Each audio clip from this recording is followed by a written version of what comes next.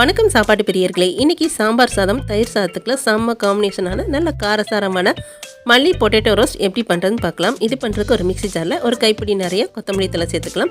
கூடயே 2 துண்டு இஞ்சி, காரத்துக்கு ஏற்றப்பில் பச்சை மிளகா சேர்த்துட்டு நல்லா அரைச்சி எடுத்துகிட்டு வந்துடலாம். அடுத்து ஒரு பேனில் தேவையான அளவு எண்ணெய் சேர்த்துட்டு 4-5 பல்லு பூண்டு, 1/2 ஸ்பூன் பெருஞ்சீரகத்தை 1 பாதியமாக தட்டி எண்ணெயில் போட்டு ரோஸ்ட் பண்ணி எடுத்துக்கலாம். இது நல்லா ரோஸ்ட் ஆன பிறகு நம்ம ஏற்கனவே அரைச்சி வச்சுருக்கேன் இந்த மசாலா சேர்த்துட்டு இந்த மசாலா இருக்க பச்சை வசனை போகிற வரைக்கும் ஒரு 2 நிமிஷத்துக்கு லோ ஃப்ளேமில் வச்சு இதை நல்லா வதக்கி எடுத்துக்கலாம். இது நல்லா வதங்கின பிறகு 3 உருளைக்கிழங்கு வேக வச்சு தோல் உரிச்சு எடுத்து வச்சுருக்கேன். இப்போ இதுக்கு தேவையான அளவு உப்பு, மஞ்சத்தூள் சேர்த்துட்டு இதை நல்லா கலந்து விட்டுடலாம்.